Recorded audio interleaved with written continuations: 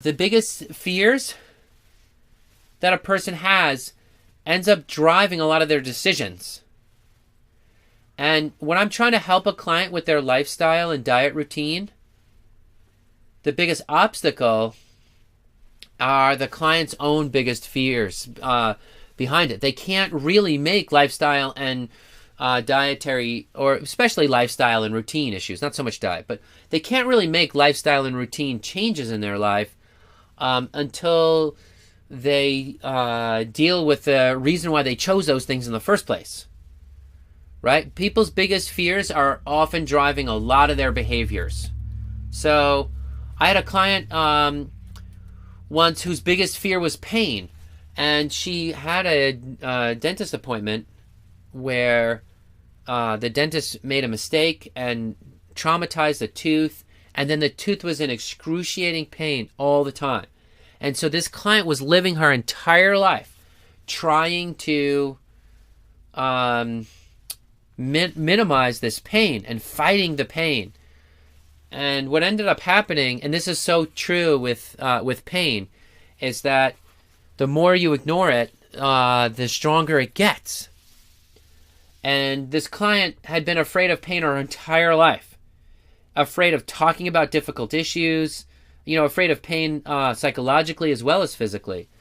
And so I counseled this client to love her pain. Isn't that just kind of like the opposite of what you think you should do, right? To focus on the pain, to see the pain as an angel, to see the pain as a messenger. Actually, pain is a messenger. Pain is always comes to tell you that something's wrong. Hey, please work on this area. Please try to fix it. So you don't want to shoot the messenger. She wants to fix the tooth, but not shoot the messenger of the tooth, right? So this client was really in a state. She lost her job. Her marriage was breaking up. And I told her, love your pain. See your pain as an angel. Focus on the pain, and cultivate a gratitude practice around the pain. And I called this client 2 weeks later, and she said that most of the pain was gone, and she had like almost a total turnaround. It was unbelievable to see how this client facing her fear really turned things around. So when you have hope, too, another thing is hope. A lot of people, even people who have a spiritual practice, they have, their spiritual practice. If they have a spiritual practice, they probably do have more hope. But even a lot of people's spiritual practice has nothing to say about hope.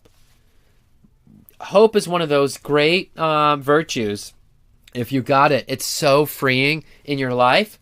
And so, whatever spiritual practice you have, research how to use it for hope. And I know that a lot of practices really have nothing to say about hope too. So, take a look in this area. See what you can do to have that virtue of hope, because it's a great one.